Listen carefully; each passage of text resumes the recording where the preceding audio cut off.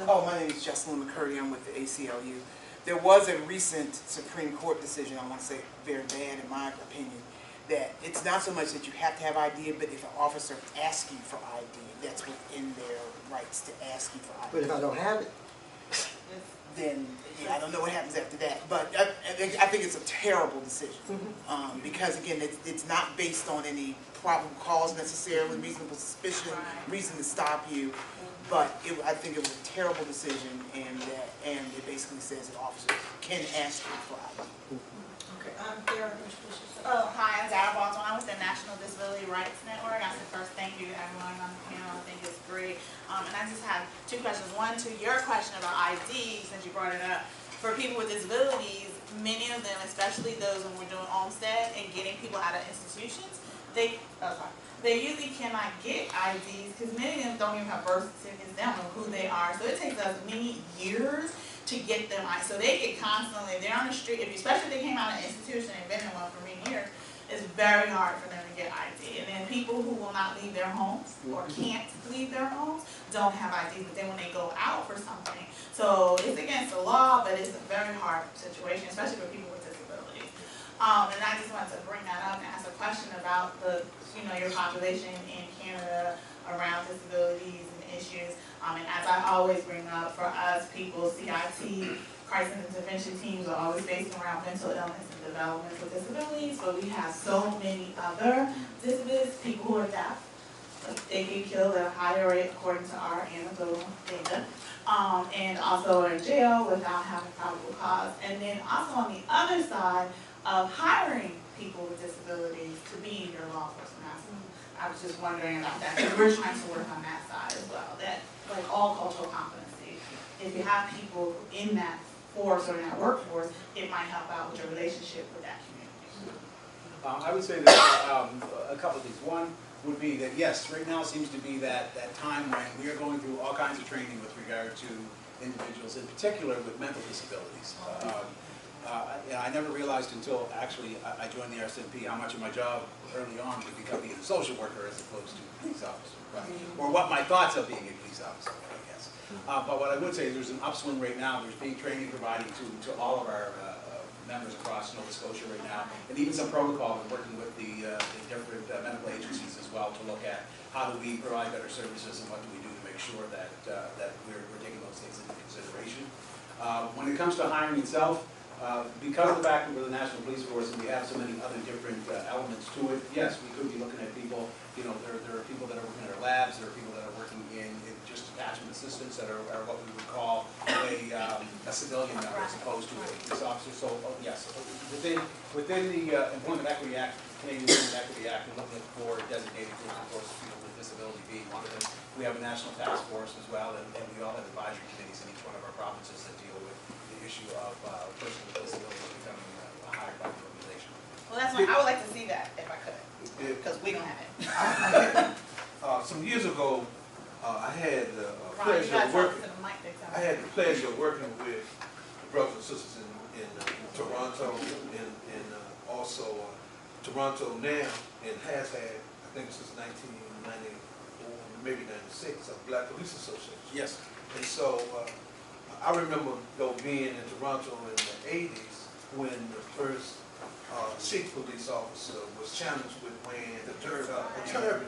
And so I had gone up there from the National Black Police Association to testify before this commission that was fine. So I wanted to just sort of echo the progressive nature of the police service in Canada, but also this thing that you talk about in terms of certain things are just so quiet that they just sort of jump over. But there have been some progressive movement on part of it. And in Toronto, there are police officers who have disabilities, some physical disabilities that are served as police officers. So, and that would never ever happen in the States. I've never seen an example of that. Matter of fact, they didn't want to hire black police officers who had black feet, when they had a whole lot of white police officers who had black feet and everything else.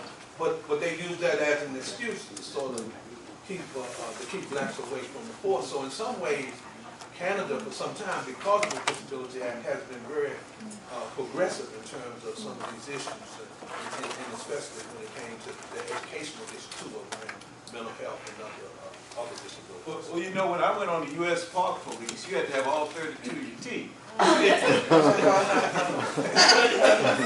So my daddy asked me, he said, well, what you gonna do, be biting people? You had to have all your teeth. Okay. Thank you. So there, and then over here. I was just kind of going in order that I saw you at first. I just wanted to ask specifically, one of the things that Mr. Hampton said, and I really appreciated, is about restructuring versus reform. The National Council of Churches, like many organizations, did submit a statement for that 21st century policing. And as people of faith, I always feel like, let's just go for what we really think we're supposed to, what we want. And the first thing we said was overhaul the justice system. And I guess my point is then, what is the reality? Like, you know, what are the routes that can be taken to really get some things done? And the very things you mentioned, like, how are you going to, giving merit for community policing was also one of the points that we made. We talked about conflict transformation. When the policing situation is one where society has been harmed, but how do you bridge that relationship, not just with victim and perpetrator, but community? And now, how do we bridge this relationship with police officers? Well, I think the president's, and I don't want to just throw the president's recommendations out with the baffle. I think that they are useful in the sense that they can be utilized at the community level in terms of arming police reform groups or police accountability groups with a sort of structure of what they need to be asking for. See, I mean, the fact of the matter is that in Washington, D.C., we ought to be, as a community, involved in looking at such issues as residency. We used to have residency, you know, and then someone by the name of John Ray replaced residency with residency preference. That means if you live in the city, you get preference over somebody who don't live in the city. That's BS. So, but we have to be a part of the process rather than the afterthought. And so the information there is useful in terms of the kind of, say, priority we ought to be given and the issues that we ought to be asking for. But we shouldn't be operating from the standpoint that we're handcuffed and the community cannot, should not and cannot control this police department. We vote for the mayor. So maybe they don't vote for the police chief in Canada or in the cities in the UK, but the community group controls who gets the job of police chief, or in the UK, police council, or constable. But we have to assert ourselves. We have given, over the years, we have sort of left the job of policing to what we think of as the professionals. But I see clients as a professional because clients think the way I think. But so if somebody who doesn't think the way I think, then what we need to be doing is imprinting our ideas in a way that this individual understands what it is that this service means to us. Because we're the ones who, and I think it's as plain as when Clarence was in Montgomery County, he had to live in Montgomery County. And so the police chief in the district lives in the district, but the police force ought to live in the district, so then they will understand why policing is important to us and what that means. But there's a responsibility that we all have to do.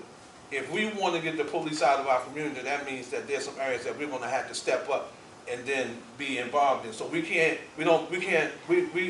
afford the luxury of saying, I can't get involved in that. Yes, you can, because that's your community. So there's give and take. In some places, there's more of an expectation now than there has been, say, in the last 20 years, because I've seen some retreat on the part of our society when it comes to these kind of issues in our community. And these young boys with their pants down, for example, those kind of things, those are our children. So we can't act like just because they got their pants down, they don't belong to us. Yes, they do. And if we would step up, maybe they would pull their pants up. You know, I'm less worried about the pants as I am about worrying about how the police treat them if we turn our back on them. See, those kind of things. Okay, we have 5 minutes. What I want to do is get all of the questions that are there and then let our panelists respond and say like as part of their closing remarks. So we're going to go here, here, here, Jason. Yeah, okay, let's get, and y'all take notes as to what the questions are. Okay, so let's get all the questions. Let me out. And go ahead and introduce yourself. Hello, is this work? You guys can talk to it. The mic. You gotta talk to it. Hi, so again, I'm Aziza Allen, and I'm here on behalf of Bread for the World. But my question is more on behalf of a grassroots foundation that I work with when I'm in school. Mr. Hampton, you talked about community engagement a lot, which I think is really important. And right now, the grassroots organization that I'm with is working on a civilians review board for our community, Columbus, Ohio. But what we're getting back from the police captain is that we have a jury, and that is more than enough. So actually, I just wanted an opinion from all three of you. What do you believe should be the main goal of the civilian review board, and what would you think? Who do you think needs to make it up, and who should have a say in that? And Okay, yes, civilian review boards. Everett Thorby, I lived in Indiana doing homeless outreach, and I guess, Chief Edwards, what you were saying about engaging, we're expecting our police officers to wear mini-coats and work with populations that they're not necessarily trained to. They're not mental health providers. Their engagement with certain individuals can be misdirected. And in Indiana, I was part of the task force where we worked with the police officers to kind of collaborate on what the best way to handle situations were. And that involved all police recruits had to go through 3 days of de-escalation training, before weapon training, and crisis intervention. And we saw a direct decrease of quick arrest rates, and they would call outreach members when people identified themselves as not having housing. And instead of the police engaging with those individuals, the police would call homeless service providers, and we would follow up with them. Now, if the situation escalated and it merited police intervention, that's when you would do it. I'm kind of wondering why that isn't more widely employed. You know, what is stopping communities from using their service providers as tools so that police officers can do their jobs? Okay, great. I'll go back to you. Hold on.